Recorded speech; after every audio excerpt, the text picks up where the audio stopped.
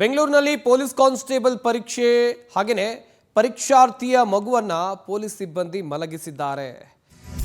ಈ ಕಡೆಯಲ್ಲಿ ಬೆಂಗಳೂರಿನಲ್ಲಿ ಪೊಲೀಸ್ ಕಾನ್ಸ್ಟೇಬಲ್ ಪರೀಕ್ಷೆ ಸಂದರ್ಭದಲ್ಲಿ ಪರೀಕ್ಷಾರ್ಥಿಯ ಮಗುವನ್ನ ಪೊಲೀಸ್ ಸಿಬ್ಬಂದಿ ಮಲಗಿಸಿದ್ದಾರೆ.